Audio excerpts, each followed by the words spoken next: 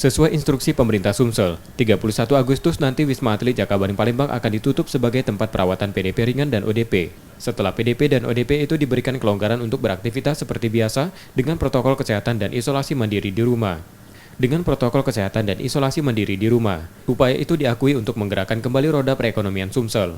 Untuk memastikan penyebaran virus corona tidak meluas dari PDP maupun ODP yang kembali beraktivitas, Pemprov Sumsel akan melakukan protokol kesehatan ketat.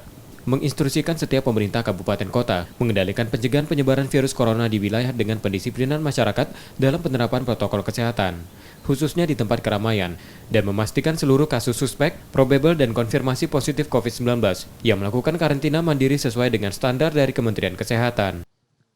ODP, PDP itu tetap melakukan yaitu kegiatannya sehari-hari, aktivitasnya sehari-hari. Kita juga dituntut adalah peningkatan ekonomi. Nah, harapan daripada pemerintah tidak ada lain supaya aktivitas masyarakat itu tetap berjalan tapi dengan protokol kesehatan.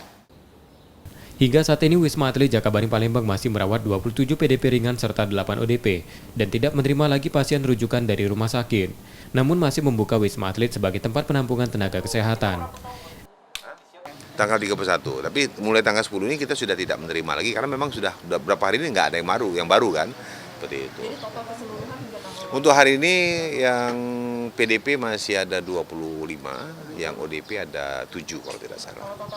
Total keseluruhan ya saya ngitungnya pasti angka pastinya nggak ini ya. Tapi yang jelas puncaknya itu antara bulan April Mei. April Mei itu sampai hampir 200-an jumlah PDP saja.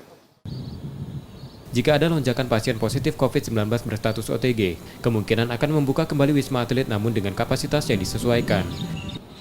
Rizky Oktora, Muklas Diferensial, Kompas TV, Palembang.